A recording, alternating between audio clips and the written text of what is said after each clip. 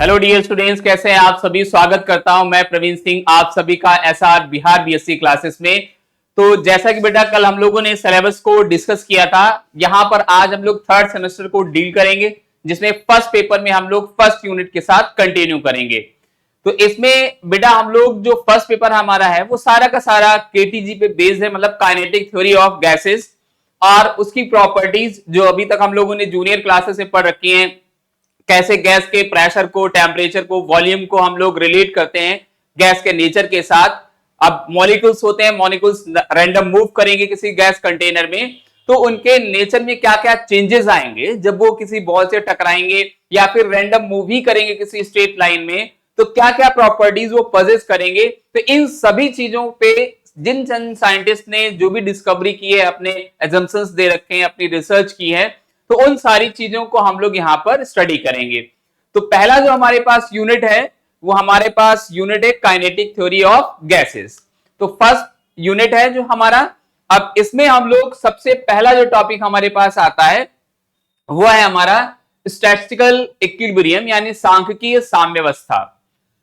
इससे पहले थोड़ा सा व्यू हम लोग ले लेते हैं कि काइनेटिक गैसेस क्या होती है, काइनेटिक थ्योरी ऑफ गैसेस में एक्चुअल में हमें पढ़ना क्या है। देखो इसमें हम लोग देखो केटीजी हमारे पास जो है kinetic theory of gases. Kinetic theory of gases जो टॉपिक है हमारा, काइनेटिक थ्योरी ऑफ गैसेस, ठीक है। तो ये हम लोगों ने पहले से ही पढ़ रखा है, बहुत ही काइनेटिक थ्योरी ऑफ गैसेस। तो काइनेटिक थ्योरी ऑफ गैसेस जो था, इससे पहले हम लोग 12th में एक चैप्टर पढ़ते हैं थर्मल प्रॉपर्टीज ऑफ मैटर्स, मतलब क्या क्या प्रॉपर्टीज पजेस कर सकती है कोई गैस जब हम उसके टेम्परेचर को बढ़ा दें, प्रेशर को बढ़ा दें या फिर वॉल्यूम को बढ़ा दें। तो यहां पर जो हमें गैसेस को पढ़ना है वो हमें गैस कौन सी लेनी है, आइडियल गैस लेनी है। कौन सी गैस लेनी है, आइडियल गैस। अब एकदम आइडियल गैस तो कोई नहीं हो सकती, लेकिन अप्रॉक्स जो आइडियल गैस की प्रॉपर्टीज को जो हमने एक पैरामीटर डिसाइड किया साइंटिस्ट ने कि इस तरह की आइडियल गैस होनी चाहिए, तो लगभग 90 to 95% या फिर 93% इस तरह के रेशियो में जो गैस उसको फॉलो कर लेती है, तो हम मान लेंगे कि ये हमारी आइडियल गैस है। तो आइडियल गैस में जो हमारे पास गैसेस हैं वो हमारी कौन सी हैं, H2 हो गया, जैसे N2 हो गया। तो ये लगभग जो रियल गैसेस हैं, आइडियल गैसेस हैं, तो लगभग वो प्रॉपर्टीज को फॉलो करती हैं, तो हम इनको मान लेते हैं कि ये हमारी आइडियल गैसेस हैं। तो आइडियल गैस पे क्या प्रेशर बढ़ाने से क्या इफेक्ट पड़ेगा, टेम्परेचर बढ़ाने पे क्या इफेक्ट पड़ेगा, जब वो मूव करेंगे किसी कंटेनर में, गैस के कंटेनर में, तो किस तरह की प्रॉपर्टीज को पजेस करेंगी। तो इसको लेकर के मैक्सवेल ने पहले स्टडी किया और अपने कुछ थ्योरीज को दिया। तो उन थ्योरीज को हम लोग यहां पर डिस्कस करेंगे पहले। तो आइडियल गैस को आई होप आप समझ गए होंगे, ऐसी गैस जो आइडियल गैस की प्रॉपर्टीज को फॉलो करती है, जिसमें या फिर आइडियल गैस की प्रॉपर्टीज को सेटिस्फाई करती है, तो वो सारी गैसेस हमारी कौन सी होंगी, आइडियल गैसेस होंगी या फिर रियल गैसेस होंगी। इतनी बात समझ पा रहे होंगे। इनके नेचर में प्रेशर को चेंज करने पर, टेम्परेचर को चेंज करने पे, जैसे हम लोगों ने 3 लॉज को पढ़ रखा है, वॉयस लॉ, चार्ल्स लॉ, ठीक है। तो इन सारे लॉ को हमने पढ़ रखा है। तो इनके इफेक्ट को, इन लॉस को जो गैसेस फॉलो करती हैं, मतलब वॉल्यूम और टेम्परेचर के बीच का रिलेशन, प्रेशर और वॉल्यूम के बीच का रिलेशन, तो ये जो सारे रिलेशन फॉलो करती हैं वो सारी की सारी गैस कैसी कहलाएंगी, आइडियल गैस कहलाएंगी। तो आइए पहले हम लोग स्टार्ट करते हैं पहले चैप्टर के साथ। पहला टॉपिक है हमारे पास, वो है स्टैटिस्टिकल इक्विलिब्रियम। क्या होता है सांख्यिकीय साम्यावस्था। मान लो किसी गैस में n नंबर ऑफ मॉलिक्यूल्स हैं, ठीक है। क्या माना कि किसी गैस में क्या है, इसको एक साथ में ऐसे हम लोग यहां पर ले लेते हैं। ये एक गैस का कंटेनर है और इसमें मान लो ये n नंबर ऑफ मॉलिक्यूल्स हैं। मान लो ये N1 है, ये कितना है N2 है, और ये N3 है, और ये N4 है, और ये हमारा N5 है, और ये N6 है। तो ये जो गैस के मॉलिक्यूल्स हैं हमारे पास कौन कौन से हैं, मान लो किसी गैस में n नंबर ऑफ मॉलिक्यूल्स हैं, N1, N2, N3, और टोटल नंबर ऑफ मॉलिक्यूल्स कितना है, n। ठीक है, जो किसी निश्चित टेम्परेचर और प्रेशर पे रखे हुए हैं। मान लो मैंने मान लिया इनका जो प्रेशर है, जो इसका प्रेशर है वो कितना है, P है।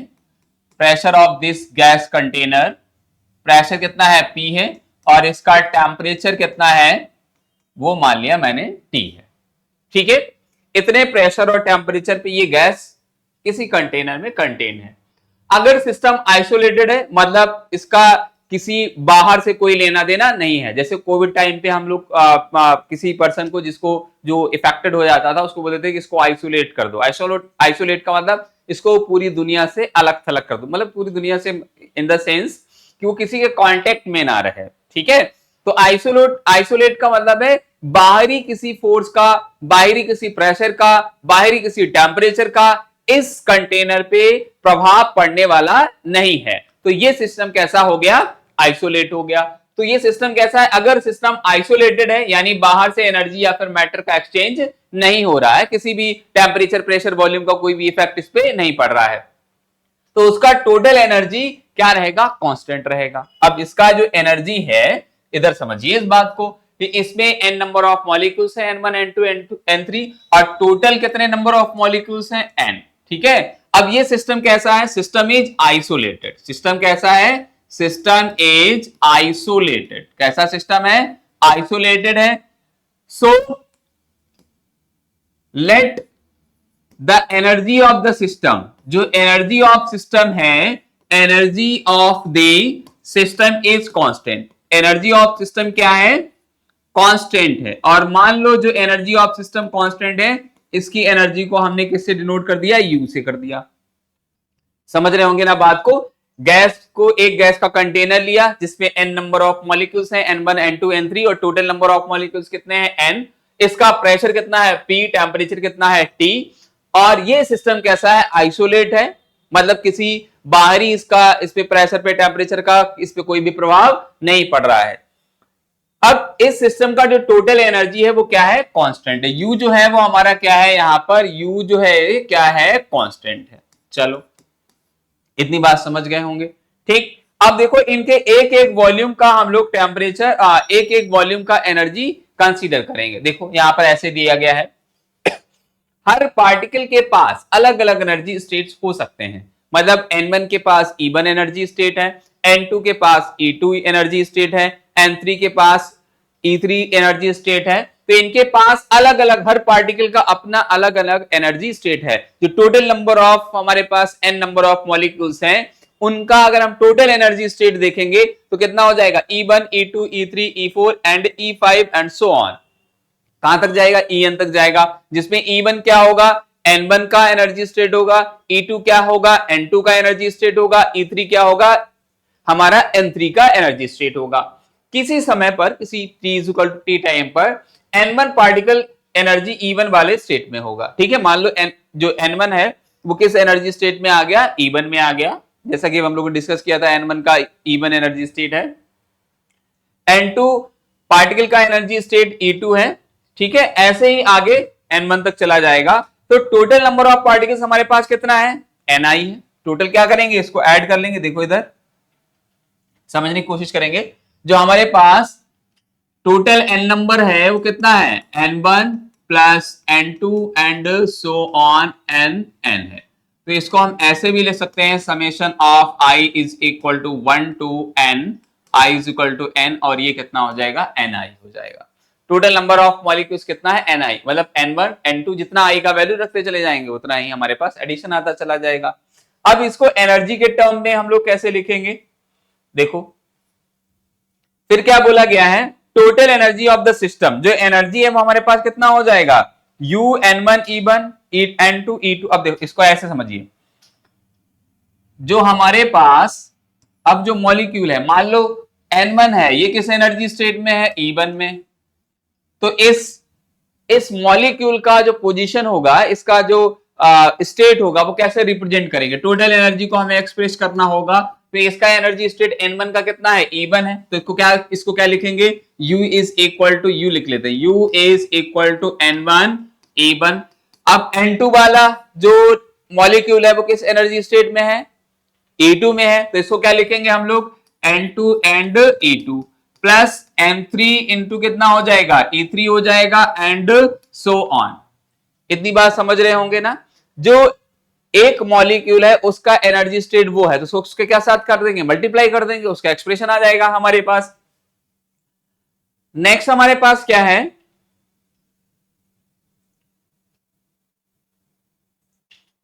Statical equilibrium. अब देखो इस एनर्जी स्टेट को हम लोग किस तरह से एक्सप्रेस कर सकते हैं, इसका जो रिजल्टेंट एक्सप्रेशन है वो क्या हो सकता है। अगर हम इसको कंबाइंड करके लिखेंगे तो क्या लिख सकते हैं इसको, N1 E1, ठीक है, ये कहां तक जाएगा, अप टू, मान लो एक और वेरिएबल हमने ले लिया यहां पर N2 और आपका E2, कहां तक जाएगा, ये आपका N और आपका EM तक जाएगा। तो U जो कांस्टेंट है उसको हम लोग ऐसे भी लिख सकते हैं, summation of I is equal to 1 to I is equal to N, और ये हमारे पास कितना हो जाएगा, Ni, और ये आ जाएगा EI। तो टोटल जो एनर्जी है सिस्टम का वो इस तरह से भी एक्सप्रेस किया जा सकता है, ठीक है। तो this is the expression for the total energy of the system, जिसमें N1 मॉलिक्यूल के पास, जो N1 मॉलिक्यूल है हमारा वो किस स्टेट में होगा, E1 एनर्जी स्टेट में, E2 किस में होगा, E2 में होगा, N2 किस में होगा, N3 में होगा, ठीक है। इतनी बात अच्छे से समझ गए होंगे आई होप। अब देखिए नेक्स्ट, स्टैटिकल इक्विलिब्रियम होता क्या है, मॉलिक्यूल आपस में और बॉल्स में टकराते रहते हैं। अब जब मॉलिक्यूल का रैंडम मोशन होता है तो किसी भी डायरेक्शन में, मतलब किसी भी बॉल से जाकर के मॉलिक्यूल टकराएंगे, तो मॉलिक्यूल आपस में बॉल से टकराएंगे। ये मॉलिक्यूल मान लो एक है, ये ऐसे गया, दूसरा मॉलिक्यूल उधर से टकराया, ऐसे रैंडम मूव कर रहे हैं, इसीलिए N1 N2 N3 के वैल्यूज बदलते रहेंगे, ये कांस्टेंट नहीं रहेंगे। अभी जो हम लोगों ने देखा कि N1 का स्टेट जो कितना है, एनर्जी स्टेट कितना है, E1 है, दूसरा किस स्टेट में है, N2 किसी इंस्टेंट ऑफ टाइम पर किस स्टेट में है, E2 स्टेट में है, N3 मॉलिक्यूल किस स्टेट में है, E3 स्टेट में है।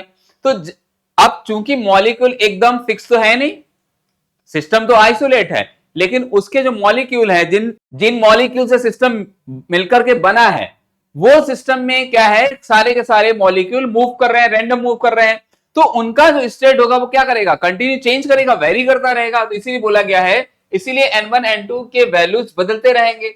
लेकिन एक ऐसा डिस्ट्रीब्यूशन आता है जिसमें पार्टिकल्स का arrangement most stable, most probable होता है, इसी को हम लोग स्टैटिकल इक्विलिब्रियम कहते हैं। बट अब देखिए, समझिए बात को। अभी हम लोगों ने क्या किया, एक गैस के कंटेनर को लिया, उसमें n नंबर ऑफ मॉलिक्यूल्स के लिया, जिसमें N1 N2 N3 इस तरह से मॉलिक्यूल्स थे, और किसी इंस्टेंट ऑफ टाइम पे मान लो N1 मॉलिक्यूल E1 स्टेट में है, N2 मॉलिक्यूल E2 स्टेट में है, और टोटल उनका जो एनर्जी है वो क्या है, कांस्टेंट है। लेकिन साइंटिस्ट ने बोला कि मॉलिक्यूल्स कंटिन्यू मूव करते रहेंगे, तो जब इधर जा रहा है कोई मॉलिक्यूल, इधर जा रहा है तो टकरा रहा है, तो उसका स्टेट क्या होगा, चेंज होगा। लेकिन मोस्ट प्रोबेबल कोई एक ऐसी कंडीशन भी आएगी जहां पर वो क्या होंगे, उतनी कंडीशन पे ये बोला जाएगा ऑन एवरेज वैल्यू पे, या मोस्ट प्रोबेबल जो उनकी एक वैल्यू होगी, वहां पर सारी की सारी वैल्यू क्या होंगी, एक लगभग एक जैसी स्टेट में होंगी। इसी को हम लोग क्या बोलेंगे, स्टैटिस्टिकल इक्विलिब्रियम बोलेंगे। ठीक है, तो ये आई होप आपको अच्छे से समझ में आया होगा। अब नेक्स्ट हम लोग देखते हैं बोल्ट्जमैन, हमारे पास एमबी जो है, मैक्सवेल बोल्ट्जमैन, इसको एमबी में शॉर्ट फॉर्म में लिखते हैं, MB Boltzmann energy distribution law. कैसे किसी पार्टिकल के जो नंबर ऑफ गैस के मॉलिक्यूल्स हैं, किसी गैस में कंटेनर में फिक्स कर रखे हैं, उनकी एनर्जी को किस तरह से डिस्ट्रीब्यूट किया जा सकता है, इसको मैक्सवेल ने एक्सप्लेन किया। यहां पर हम लोग इसको देखते हैं। यह लॉ बताता है कि n पार्टिकल्स अलग अलग एनर्जी लेवल्स, मान लो E1 E2 और अप टू Ek में कैसे डिस्ट्रीब्यूट होते हैं। ठीक है, हर एनर्जी लेवल से जुड़ी हुई कुछ क्वांटम स्टेट्स होती हैं। ठीक है, क्वांटम स्टेट्स मतलब एक जैसे N1 मॉलिक्यूल है, एक एनर्जी स्टेट में है, N2 मॉलिक्यूल एकदम उसी स्टेट में, उसी एनर्जी लेवल से नहीं होगा, क्योंकि वो रैंडम मूव कर रहा है, तो हो सकता है एक एक्स डायरेक्शन में हो तो एक वाई डायरेक्शन में हो, एक का वेलोसिटी आफ्टर कॉलिजन उसका वेलोसिटी ज्यादा हो, पहले वाले का वेलोसिटी क्या हो, कम हो। ठीक है, तो एकदम मतलब सेम ही एनर्जी लेवल पे नहीं होंगे, तो हर एनर्जी लेवल से जुड़ी हुई कुछ क्वांटम स्टेट्स यहां पर मैक्सवेल ने बनाई। अगर किसी एनर्जी लेवल पर पार्टिकल की संख्या N1 N2 up to N के है, तो यह डिस्ट्रीब्यूशन स्टैटिकल पोस्टुलेट्स फॉलो करता है। मतलब हर मॉलिक्यूल का अलग अलग एनर्जी स्टेट होगा। अब अलग अलग एनर्जी स्टेट है तो मैक्सवेल ने बताया कि हम इस एनर्जी स्टेट को डिस्ट्रीब्यूट कर सकते हैं। मतलब ये वाला मॉलिक्यूल N1 इसका एनर्जी स्टेट E1 हो गया, N2 है उसका E2 हो गया, तो ये किस तरह से गैस कंटेनर में डिस्ट्रीब्यूट है। और अगर इस तरह से डिस्ट्रीब्यूट है तो क्या करेगा, डिस्ट्रीब्यूशन स्टैटिस्टिकल पोस्टुलेट्स को फॉलो करेगा। लो एनर्जी स्टेट में ज्यादा पार्टिकल्स मिलेंगे जिनका एनर्जी क्या होगा, कम होगा। ठीक है, जो ज्यादा मूव करेंगे उनके डिस्ट्रॉय होने के चांसेस क्या रहेंगे, वो अपनी एनर्जी को ज्यादा लॉस करेंगे। तो जिनका एनर्जी लेवल कम होता है उनकी संख्या क्या होगी, ज्यादा होगी। हाई एनर्जी स्टेट में पार्टिकल की संख्या क्या होती है, कम होती है। स्टैटिस्टिकल थर्मोडायनेमिक्स पार्टिकल डिस्ट्रीब्यूशन जो होगा वो क्या हमें बताता है, यही कंक्लूजन निकल के आएगा कि जो मॉलिक्यूल हैं वो डिफरेंट डिफरेंट एनर्जी पे क्या है, डिस्ट्रीब्यूट है। हर मॉलिक्यूल के लिए अपना अलग अलग एनर्जी स्टेट है और उसी स्टेट के डिस्ट्रीब्यूशन को क्या हम लोग बोलेंगे, Maxwell Boltzmann energy distribution law. अब इसमें देखिए टोटल नंबर ऑफ पार्टिकल्स कैसे हम लोग काउंट करते हैं, कैसे हमारे पास आएंगे। किसी सिस्टम में अगर पार्टिकल्स अलग अलग energy states E1 E2 EK में डिस्ट्रीब्यूटेड है तो उनका टोटल नंबर कितना होगा, n is equal to N1 जो अभी हम लोगों ने निकाला है, कितना हो जाएगा N1 plus N2 plus N3 up to Nn। तो हम उसके एडिशन को कैसे लिख सकते हैं, अब टोटल एडिशन हमारे पास क्या आ जाएगा, जो n आएगा वो समेशन ऑफ क्या आ जाएगा, i is equal to 1 to i is equal to n, और ये हमारे पास आ जाएगा ni। तो ये टोटल नंबर ऑफ हमारे पास क्या हो जाएंगे, मॉलिक्यूल्स हो जाएंगे किसी गैस कंटेनर में या फिर किसी सिस्टम में। टोटल एनर्जी, अब टोटल एनर्जी को किस तरह से, एनर्जी क्या होगा, हर एक पार्टिकल का मान लो E का E1 का एनर्जी, N1 मॉलिक्यूल का एनर्जी स्टेट कितना है, E1 है, E2 का कितना है, N2 का कितना है, E2 है, E3 N3 का कितना है, E3 है। तो अब सबका एनर्जी स्टेट उस मॉलिक्यूल का है तो उसके साथ उसको रिलेट करके लिखेंगे। तो एनर्जी स्टेट हमारे पास कितना हो जाएगा, N1 E1 N2 E2, जो हमारे पास एनर्जी स्टेट निकल के आएगा वो क्या आ जाएगा, N1 E1 प्लस कितना आएगा N2 E2 and so on. और इसको ऐड कर देंगे कहां से, i इज इक्वल टू 1 से लेकर के कहां से कहां तक, i 1 से लेकर के i is equal to n तक, और ये हमारे पास आ जाएगा ni और ei। तो this is the expression for the total number of total energy of the isolated system. ठीक है, जिसमें n नंबर ऑफ मॉलिक्यूल्स होंगे और जिसका एनर्जी लेवल, हर किसी मॉलिक्यूल का एनर्जी लेवल अलग अलग होगा। डिफरेंशियल फॉर्म में इसको कैसे हम लोग लिख सकते हैं, अगर किसी रीजन से पार्टिकल्स एनर्जी स्टेट बदलते हैं, अब चूंकि पार्टिकल का मोशन कैसा है, रैंडम है, वो हर स्टेट पे, हर सेकेंड पे, हर नैनो सेकेंड पे अपनी पोजीशन को चेंज कर रहे हैं। तो चेंज कर रहे हैं तो मतलब क्या चीज उनके साथ रेफरेंस में रहती होगी, एक तो उनकी पोजीशन और दूसरा क्या रहता होगा, टाइम। तो टाइम के रिस्पेक्ट में हम उनको डिफरेंशिएट कर सकते हैं कि ये पार्टिकल इतने टाइम में कहां पे पहुंच गया होगा और इसकी after collision with the molecule, after collision with the ball क्या स्पीड रही होगी। ठीक है, तो उसको हम लोग क्या करेंगे, अगर किसी रीजन से पार्टिकल एनर्जी स्टेट बदलता है तो क्या होगा, dn इज इक्वल टू हम लोग क्या ले सकते हैं, इंटीग्रेशन ऑफ dn जो हमारे पास होगा, स्मॉल एक पार्ट ले लिया n नंबर ऑफ मॉलिक्यूल का, तो i इज इक्वल टू हमारे पास कितना हो जाएगा, 1 to i is equal to n, और ये dni हमारे पास कितना हो जाएगा, दैट इज इक्वल टू 0। ठीक है, अगर कांस्टेंट है नंबर ऑफ मॉलिक्यूल्स, क्योंकि टोटल नंबर पार्टिकल्स क्या है, कांस्टेंट, और कांस्टेंट का डिफरेंशिएशन हम लोग जानते हैं कितना होता है, 0 होता है। तो इस एनर्जी को भी हम लोग क्या लिख सकते हैं, जो एनर्जी हमारे पास आएगी वो भी क्या आ जाएगी, du जो आएगा हमारे पास वो summation of i is equal to 1 to i is equal to n, और ये कितना हो जाएगा, e k into dni that is equal to 0। Constant है नंबर ऑफ मॉलिक्यूल्स, तो उनका जो डिफरेंशिएशन होगा वो क्या हो जाएगा, 0 हो जाएगा। कांस्टेंट का डिफरेंशिएशन कितना होता है, 0 होता है। अब micro state and micro state पे अगर हम देखेंगे नंबर ऑफ मॉलिक्यूल्स के नेचर में क्या चेंजेस आते हैं, तो n1 n2 nk तक है हमारे पास एक सेट, एक डिस्ट्रीब्यूशन ऑफ पार्टिकल्स कहलाता है। ये डिस्ट्रीब्यूशन सिस्टम का एक माइक्रो स्टेट डिफाइन करता है। हर माइक्रो स्टेट के पीछे कई स्कोपिक अरेंजमेंट्स हो सकते हैं, इन्हें माइक्रो स्टेट्स कहते हैं। अब कुछ मॉलिक्यूल्स जो होंगे वो लगभग एक सेम स्टेट में होते होंगे, तो उनके स्टेट को हम लोग एक साथ लेंगे तो वो हमारा क्या कहेगा, माइक्रो स्टेट्स कहलाएगा। वो मतलब किसी पर्टिकुलर टाइम पे कुछ ऐसे मॉलिक्यूल्स होंगे जिनका वेलोसिटी, जिनका पोजीशन, जिनका एनर्जी लेवल लगभग क्या होता होगा, सेम होता होगा, तो हम एक माइक्रो लेवल 2, 4, 6 ऐसे मॉलिक्यूल होते होंगे गैस में, तो हम उनको एक उनका अलग स्टेट देते हैं और उनको हम लोग नाम दे देंगे माइक्रो स्टेट, मतलब इसमें 2 से 4 मॉलिक्यूल हैं। इक्वल इक्वल जो है हमारे पास प्रोबेबिलिटीज क्या है, प्रायर प्रोबेबिलिटीज। स्टैटिकल थर्मोडायनेमिक्स का फंडामेंटल पोस्टुलेट कहता है कि इक्विलिब्रियम पर सिस्टम के सारे माइक्रो स्टेट्स इक्वली प्रोबेबल होते हैं, मतलब उनका जो स्टेट का एनर्जी स्टेट लेवल होगा वो लगभग क्या होगा, सेम होगा, ऐसा थर्मोडायनेमिक्स के अकॉर्डिंग हम लोग समझते हैं। मोस्ट प्रोबेबल डिस्ट्रीब्यूशन क्या हो सकता है, जब पार्टिकल्स रैंडमली डिस्ट्रीब्यूट होते हैं। पार्टिकल्स को हम लोग क्या, जैसे गैस कंटेनर में किसी मॉलिक्यूल को हमने नंबर ऑफ मॉलिक्यूल को डिस्ट्रीब्यूट किया, तो सारे के सारे मॉलिक्यूल क्या करेंगे, इधर उधर रैंडम मूव करेंगे, तो वो डिफरेंट लेवल पे क्या होंगे, डिस्ट्रीब्यूट होंगे। जब पार्टिकल्स रैंडमली डिस्ट्रीब्यूट होते हैं तो बहुत सारे पॉसिबल डिस्ट्रीब्यूशंस बन जाते हैं। अब एक एक्स पे जा रहा है, एक वाई पे जा रहा है और एक जेड पे जा रहा है, तो मॉलिक्यूल का डिस्ट्रीब्यूशन क्या होगा, डिफरेंट डिफरेंट डायरेक्शंस में होगा। लेकिन इक्विलिब्रियम पर स्टेट जो सिस्टम होगा हमेशा उस डिस्ट्रीब्यूशन की ओर जाता है जिसमें प्रोबेबिलिटी क्या होती है, मैक्सिमम होती है। मतलब जिसमें नंबर ऑफ मॉलिक्यूल्स ज्यादा जा रहे हैं तो हम उधर की तरफ उन सारी कैलकुलेशन को करने की कोशिश करेंगे। तो लेकिन इक्विलिब्रियम सिस्टम में उस डिस्ट्रीब्यूशन की जिसमें मैक्सिमम नंबर ऑफ पॉसिबिलिटीज होती हैं मॉलिक्यूल्स के मूव करने की, तो उसको हम लोग मोस्ट प्रोबेबल, मैक्सिमम जो उसकी प्रोबेबिलिटी होगी वो क्या होगी, मैक्सिमम। तो सारे मॉलिक्यूल्स को उसी डायरेक्शन में हम लोग देखेंगे।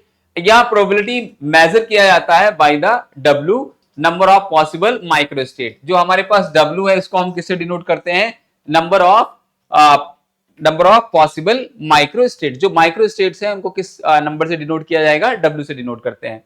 तो number of veg particles can be distributed among energy state. किस तरह से, किस एनर्जी स्टेट में मॉलिक्यूल्स डिस्ट्रीब्यूटेड हैं, तो हमने उसको किससे डिनोट कर दिया, W से। इक्विलिब्रियम पर ही वही डिस्ट्रीब्यूशन होता है जिसमें W क्या होगा, मैक्सिमम होगा। जहां पर W का वैल्यू मैक्सिमम होगा वहां पर मॉलिक्यूल के एनर्जी का डिस्ट्रीब्यूशन क्या होगा, इक्वल होगा। इतनी बात आई होप आप समझ रहे होंगे। मैक्सवेल बोल्ट्जमैन स्टैटिस्टिकल काउंट, किस तरह से हम लोग काउंट कर सकते हैं एन नंबर ऑफ, देखो अब एनर्जी लेवल्स दे रखे हैं, EI जो मान लो ये एनर्जी लेवल है, ये किसका है, N number of NI molecule का है। E1 का ले लीजिए, देखो ये E1 हमारे पास एनर्जी स्टेट किसका है, N1 का है, ये देखो एनर्जी का डिस्ट्रीब्यूशन है। E2 जो एनर्जी स्टेट है वो किसका है, N2 का है। ऐसे ही E3 जो एनर्जी स्टेट है वो किसका है, N3 का है। अप टू NI तक हम जाएंगे तो EI जो एनर्जी स्टेट है वो किसका है, NI का है, और N के जो एनर्जी स्टेट है वो किसका है, EK का है, या EK जो है एनर्जी स्टेट किसका है, NK का है। तो एनर्जी स्टेट जो है उसको हम लोग इस तरह से उसके डिस्ट्रीब्यूशन को इस तरह से भी रिप्रेजेंट कर सकते हैं। ये हमें समझने में आसानी रहेगी कि कौन से मॉलिक्यूल का एनर्जी स्टेट किस तरह का है, तो इस तरह से हम लोग उसको रिप्रेजेंट कर सकते हैं। यहां पर देखो इसमें बोला भी गया है, इनमें से n number particles energy level E1 में है, N2 पार्टिकल एनर्जी E2 में है, N3 पार्टिकल एनर्जी E3 में, ऐसे ही N के पार्टिकल्स एनर्जी EK में है। मतलब हर मॉलिक्यूल का एनर्जी स्टेट दिखाया गया है कि कौन सा मॉलिक्यूल किस एनर्जी स्टेट में लाई कर रहा है। अब एनर्जी लेवल EI के साथ कुछ GI एनर्जी स्टेट्स एसोसिएटेड होते हैं, मतलब कुछ ऐसे, अभी हम लोगों ने क्या देखे, एक जो मॉलिक्यूल्स एक अपना माइक्रो स्टेट बना लेंगे जिसको हम लोग W से डिनोट करेंगे। अब उसके साथ मान लो कुछ मॉलिक्यूल्स जो हैं वो GI एनर्जी स्टेट के क्या हो गए, एसोसिएट हो गए, उसके साथ जुड़ गए। फर्स्ट पार्टिकल चूज कैसे करेंगे, पहला पार्टिकल n तरीकों से चुना जा सकता है। जैसे दूसरा पार्टिकल हमारे पास दूसरे पार्टिकल की कंडीशन क्या होगी, n माइनस का 1 n माइनस का 1, ठीक है। ऐसे ही जब हम लोग तीसरा पार्टिकल लेंगे तो n में से जो n माइनस 2n है उसमें से क्या माइनस कर देंगे, 2 कर देंगे। ऐसे ही nth के लिए पार्टिकल के लिए हमारे पास कितना आ जाएगा, n माइनस का 2 n माइनस का क्या हो जाएगा, n आ जाएगा। तो number of ways of choosing n particles from n, इसका फॉर्मूला हमारे पास आ जाएगा n is equal to n minus 1 n minus 2 up to n minus का n1 प्लस 1 हो जाएगा। इसको फैक्टोरियल फॉर्म में लिखा जा सकता है। किस तरह से इस फैक्टोरियल फॉर्म में इसको लिख सकते हैं, एक बार मैं अच्छे से यहां पर आपको लिख के दिखा देता हूं। फैक्टोरियल फॉर्म में जब हम लोग लिखेंगे तो देखो क्या हो जाएगा हमारे पास n-1 और फिर ये क्या हो जाएगा n-2 अप टू ये कहां तक आएगा हमारे पास, अप टू इसको यहां ऊपर लिख दे रहा हूं मैं, n-n1 प्लस कितना आ जाएगा 1 और ये आ जाएगा हमारे पास n माइनस का n1। ठीक है, इसको डिवाइड कर देंगे किससे, n-n1 से, तो हमारे पास ये फैक्टोरियल जो फैक्टोरियल फॉर्म है वो n नंबर ऑफ मॉलिक्यूल्स का आ जाएगा। आई होप अच्छे से समझ में आया होगा, ठीक है ना। चलिए अब अरेंजमेंट्स को देखते हैं। सम अरेंजमेंट ऑफ द रिपीटिशन कैसे हो सकता है, जो अरेंजमेंट्स है हमारे उनका एनर्जी स्टेट का रिपीटिशन किस फॉर्म में हो सकता है। लेकिन ध्यान दीजिए -n1 पार्टिकल्स आपस में आइडेंटिकल हैं, जिनका अलाइनमेंट हो चुका है, कुछ एक साथ अलाइनमेंट करते हैं, इसीलिए n1 permutations arrangement among themselves को एक ही माना जाएगा। मीनिंगफुल इंडिपेंडेंट वेज कैसे होंगे हमारे पास, जैसे x1 की हम पोजीशन को लेंगे तो हमारे पास x1 क्या आ जाएगा n1 फैक्टोरियल, इसको ठीक से लिख लेते हैं, जो x1 हमारे पास आएगा वो कितना आ जाएगा n factorial upon n1 factorial और ये आ जाएगा n माइनस n1 इंटू कितना हो जाएगा हमारे पास factorial, that is equal to n c और आपका आ जाएगा ये n1। ठीक है, तो इसके अरेंजमेंट को हम इस तरह से रिप्रेजेंट कर सकते हैं। जो सेकेंड एनर्जी स्टेट है उसका रिप्रेजेंटेशन क्या हो जाएगा हमारे पास, कुछ नहीं करना है आपको, इसमें जो x2 हमारे पास आएगा उसका जो अरेंजमेंट होगा वो क्या करेंगे, यहाँ पर n1 माइनस क्या कर लेंगे, यहाँ पर n1 और माइनस का कितना ऐड हो जाएगा n2 हो जाएगा, तो हमारे पास जो एक्सप्रेशन आ जाएगा वो क्या आ जाएगा n और CN2 आ जाएगा और इधर कितना आएगा n1 आ जाएगा। ठीक है, तो इस तरह से x2 को हम लोग रिप्रेजेंट कर सकते हैं, second state energy state E2 को। अब बचे हुए पार्टिकल्स n-n1, इनमें से n2 particles energy level E2 में जाएगा, तो नंबर ऑफ इंडिपेंडेंट वेज किस तरह से लिखा जाएगा, x2 is equal to n-n1। अब CN1 को n1C2 को हम इस तरह से फैक्टोरियल फॉर्म में एक्सप्रेस कर सकते हैं, n-n1 हो जाएगा फैक्टोरियल अपॉन n2 फैक्टोरियल और n-n1 माइनस का n2 फैक्टोरियल आ जाएगा। ठीक है ना। अब थर्ड को इस तरह से n नंबर को हम अगर रिप्रेजेंट करेंगे, जैसे थर्ड को करेंगे तो n-n1 हमारे पास n3 आ जाएगा। अब x n को ले लो या x k को ले लो, तो x k हमारे पास कितना आ जाएगा n माइनस का n1 माइनस का n2 minus up to n k minus 1 और ये आ जाएगा आपका फैक्टोरियल में, अपॉन में हमारे पास क्या आएगा n k और factorial n minus n1 minus n2 up टू माइनस का n k। तो ये जो आएगा हमारे पास x k, ये आ जाएगा n और ये आ जाएगा n1 into n2 up to n k और CN k आ जाएगा। ठीक है, एक k माइनस 1 होगा ये। ठीक है, तो अगर हम kth एनर्जी लेवल को रिप्रेजेंट करेंगे फैक्टोरियल फॉर्म में तो हमारे पास क्या रिप्रेजेंटेशन निकल के आएगा, xk n minus n1 minus n2 up to n k minus 1 upon n k n minus n1 minus n2 up to n k आ जाएगा। अब इसको अगर हम थोड़ा सा फैक्टोरियल फॉर्म में और लिखेंगे, थोड़ा शॉर्ट फॉर्म में करके, तो ये हमारे पास एक्सप्रेशन निकल के आ जाएगा xk n n1 n2 up to n k minus का 1 n c n k आ जाएगा। और फैक्टोरियल n c k को हम लोग फैक्टोरियलाइजेशन में एक्सपेंड कर सकते हैं। इंडिपेंडेंट डिस्ट्रीब्यूशन क्या होता है, हर स्टेप पर डिस्ट्रीब्यूशन क्या होगा, इंडिपेंडेंट होते हैं, इसीलिए total number of distinct ways of distribution कैसे लिखा जाएगा, x is equal to x1 dot x2 plus x3 and so on xk आ जाएगा। इसी तरह से अब n1, अब एग्जाम्पल के साथ हम इसकी एक वैल्यू को रख करके देखते हैं तो हमारे पास देखो अच्छे समझ में आएगा। मान लो पहले एनर्जी लेवल E1 में n1 इज इक्वल टू कितने नंबर ऑफ पार्टिकल्स 4 थे, जिनका जो माइक्रो स्टेट पे थे, मतलब लगभग 4 पार्टिकल सेम स्टेट में लाई कर रहे थे। तो हमारे पास हम ये कह सकते हैं कि इनके पास जो एनर्जी स्टेट होगा क्या होगा, ए बी सी डी होगा। ये पार्टिकल्स आइडेंटिकल हैं लेकिन डिस्टिंग्विजिबल हैं, मतलब इनकी अलग पहचान वाले हैं। पहला पार्टिकल चुनने के n तरीके होंगे, दूसरा पार्टिकल का n-1 होंगे, तीसरा का n-2 होंगे और चौथे का n-3 होंगे। तो हम इसको आइडेंटिकल फॉर्म में, मतलब इसकी आइडेंटिटी को फाइंड आउट करने के लिए जो हमारे पास एक्सप्रेशन आएगा वो क्या आ जाएगा, फैक्टोरियल n अपॉन में कितना आ जाएगा, n माइनस का 4, कैपिटल 4 n ले लेंगे हम लोग इसको, तो n माइनस कितना हो जाएगा 4 और इसका क्या आ जाएगा, फैक्टोरियल आ जाएगा।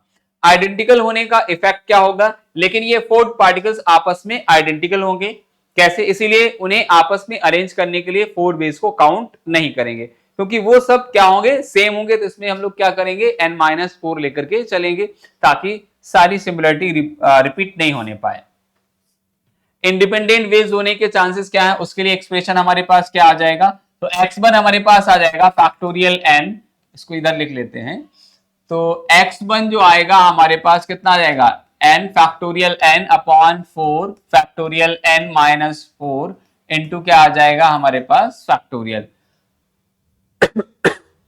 डिस्ट्रीब्यूशन फॉर्मूला विदाउट स्टेट्स, किस तरह से डिस्ट्रीब्यूशन को हम लोग लिख सकते हैं, अरेंजमेंट मान लो n नंबर ऑफ मॉलिक्यूल्स का, देखो n नंबर ऑफ मॉलिक्यूल्स का अरेंजमेंट हमें दे रखा है, तो डिस्ट्रीब्यूशन फॉर्मूला विदाउट स्टेट्स कैसे लेंगे। हमने पहले देखा था कि अगर n पार्टिकल्स को n1 n2 up to n के एनर्जी लेवल्स पे डिस्ट्रीब्यूट करें तो total number of independent waves को किस तरह से रिप्रेजेंट किया जा सकता है, W is equal two factorial n upon में हमारे पास क्या आ जाएगा, n1 क्या आ जाएगा, n2 फैक्टोरियल अप टू क्या हो जाएगा, n के फैक्टोरियल आ जाएगा।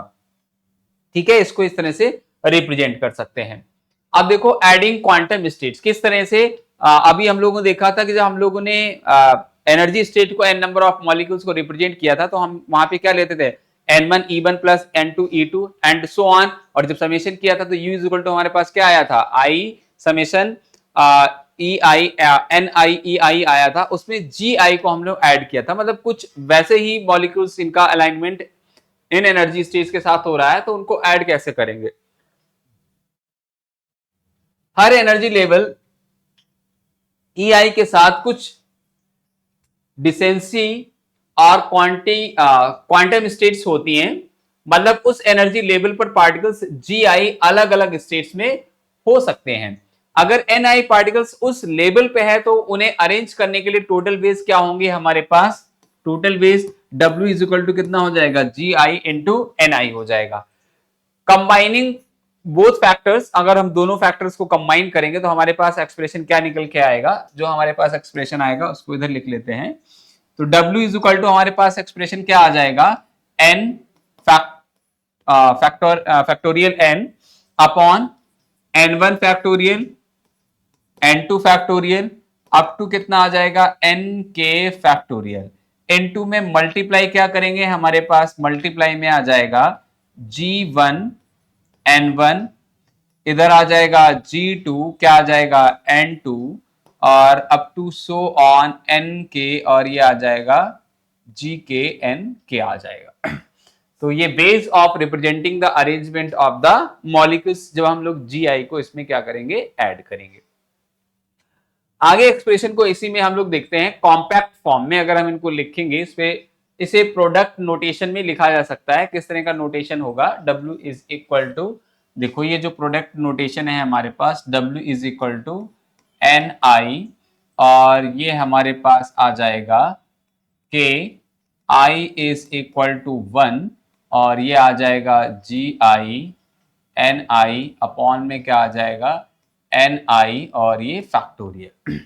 Condition for most probable distribution, क्या क्या कंडीशन हो सकती है मोस्ट प्रोबेबल डिस्ट्रीब्यूशन के लिए।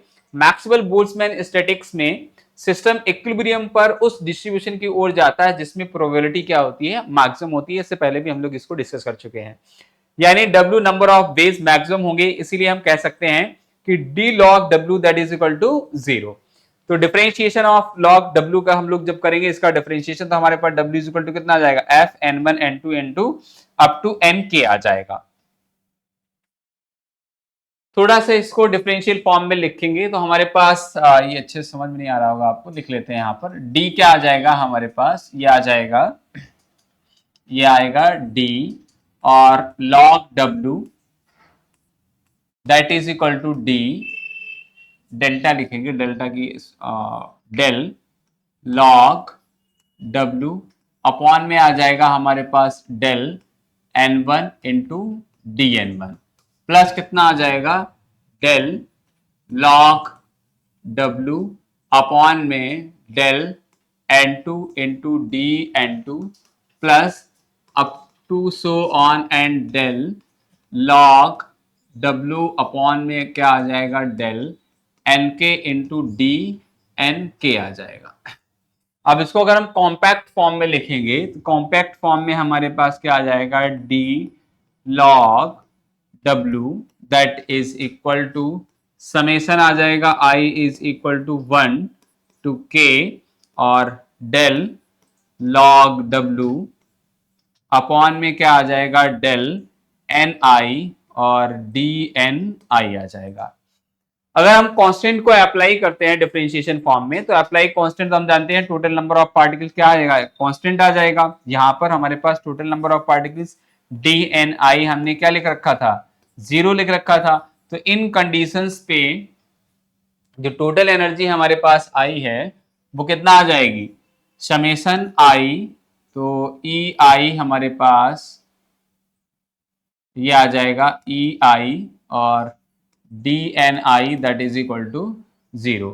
यूजिंग लैग्रेंज मेथड, लैग्रेंज के मेथड को अगर हम यूज करेंगे तो इन कांस्टेंट्स को सेटिस्फाई करने के लिए हम लैग्रेंज मल्टीप्लायर्स को इंट्रोड्यूस करते हैं, जैसे कि हमारे पास अल्फा और बीटा।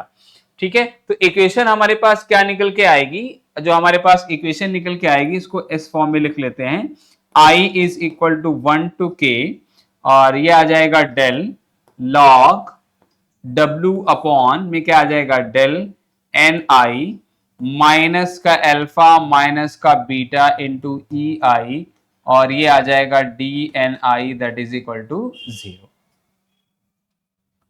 तो कंडीशन फॉर मैक्सिमम के लिए कंडीशन क्या आ जाएगी, यह इक्वेशन हर DNI के लिए क्या होगी, ट्रू होगी, यहां पर एक ही DNI होगा। इसीलिए ब्रैकेट वाले टर्म्स 0 होंगे तो हमारे पास जो डेल का फॉर्म आ जाएगा वो क्या आ जाएगा, डेल log W अपॉन में क्या आ जाएगा, DNI माइनस का alpha minus beta into EI that is equal to 0। तो ये इक्वेशन हमारे पास डिफरेंशियल फॉर्म में निकल के आ जाएगी, जो मोस्ट प्रोबेबल हमारे पास डिस्ट्रीब्यूशन होगा उसके रिप्रेजेंटेशन के लिए। तो आई होप अच्छे से आपको इक्वेशन समझ में आ रही होंगी। अब देखते हैं हम लोग नेक्स्ट हमारे पास जो आता है मैक्सवेल का जनरल जो डिस्ट्रीब्यूशन का फॉर्मूला है, MB Maxwell Boltzmann energy distribution law in general form. तो इसकी जनरल फॉर्म क्या हो सकती है जिसपे न्यूमेरिकल प्रॉब्लम्स को हम लोग सॉल्व करेंगे। तो अभी तक हम लोगों ने देखा कि किसी गैस कंटेनर में, एक बार रिवाइज कर लेते हैं, n नंबर ऑफ मॉलिक्यूल्स को लिया, उसको आइसोलेट कर लिया, अब उनके एनर्जी स्टेट को लिया जो E1 E2 एनर्जी स्टेट में थे, तो टोटल एनर्जी उनका क्या था, कांस्टेंट था। तो उसको हम कांस्टेंट को किस तरह से रिप्रेजेंट कर सकते थे, तो हमने देखा U इज इक्वल टू हमारे पास summation of E NI EI था। अब अगर हम इसका डिफरेंशिएशन करें तो हमारे पास टोटल नंबर ऑफ मॉलिक्यूल्स क्या होंगे, कांस्टेंट होंगे, तो उनका डिफरेंशिएशन कितना होगा, 0 होगा। अब इसी को मैक्सवेल ने डिस्ट्रीब्यूट किया उनके अलग अलग एनर्जी लेवल पे जाकर के, तो उसके लिए एक ग्राफ बनाया जिसमें हम लोगों ने देखा N1 का एनर्जी स्टेट कितना था, E1 था, N2 का एनर्जी स्टेट E2 था, ऐसे ही एनर्जी को डिस्ट्रीब्यूट किया। अब उसमें GI एक टर्म ऐड कर दिया जो क्या कर रहा था, माइक्रो स्टेट पे इन सारे मॉलिक्यूल्स को अलाइनमेंट कर रहा था, इनके साथ अरेंज हो रहा था, मतलब इनके साथ सिमिलरिटी रखता था। तो उसके एक्सप्रेशन को हम लोगों ने देखा और उसको लॉग के टर्म में डिफाइन किया और उसको रिप्रेजेंट किया। ठीक है, तो अब हम लोग देखते हैं कि जो मैक्सवेल का एनर्जी डिस्ट्रीब्यूशन लॉ है, जनरल फॉर्म उसकी क्या हो सकती है। तो देखो, जो हमारे पास log W आया निकल के, number of ways of representation of n number of molecules with the energy state.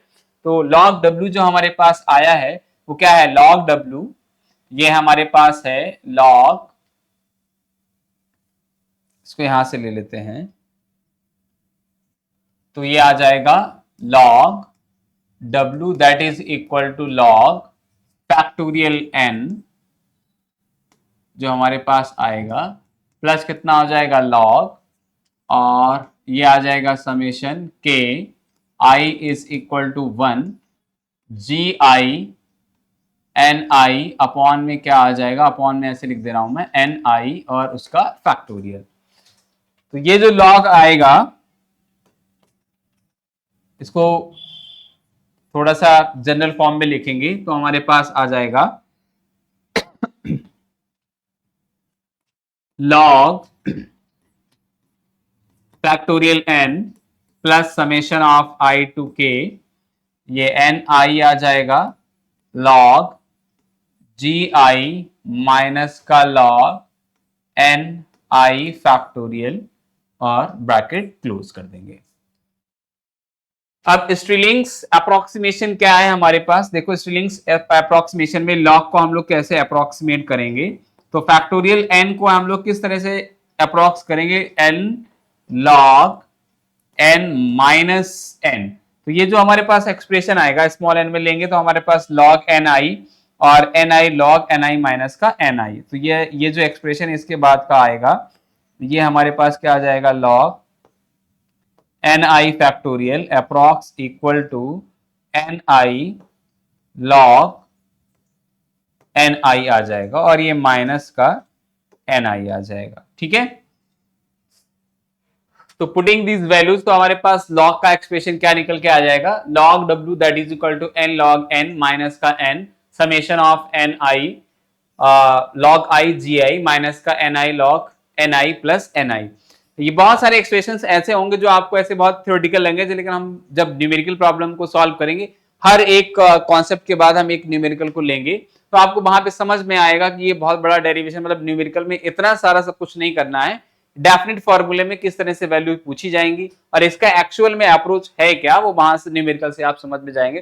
तो ऐसे बहुत ज्यादा डरने की जरूरत नहीं कि बहुत बड़ी इक्वेशन आ रही है, किस तरह से डेरिवेशन हो रहा है, क्या ऑब्जेक्टिव है इसका।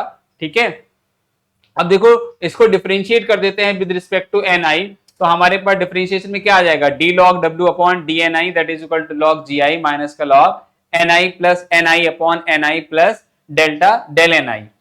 थोड़ा सा इसको सॉल्व करेंगे तो summation of log G I minus का log N I N two कितना हो जाएगा, डेल एन आई आ जाएगा समेशन, इसको डिफरेंशिएट करेंगे तो कांस्टेंट है हमारे पास 0 आ जाएगा, तो समेशन कितना आ जाएगा माइनस का log N I upon G I into del N I आ जाएगा। ठीक है ना, तो अब देखो सब्स्टिट्यूटिंग इन दिस इक्वेशन तो हमारे पास नई इक्वेशन जो बन के आएगी वो समेशन माइनस का log N I upon G I minus का alpha minus beta E I into del N I that is equal to 0। तो इसको थोड़ा सा और सॉल्व करके लिखेंगे तो हमारे पास इक्वेशन निकल के आ जाएगी log N I upon G I that is equal to minus alpha minus का बीटा इंटू ई आई आ जाएगा। अब नेक्स्ट हमारे पास टॉपिक जो आता है वो आएगा Maxwell Boltzmann energy distribution law general plus final form.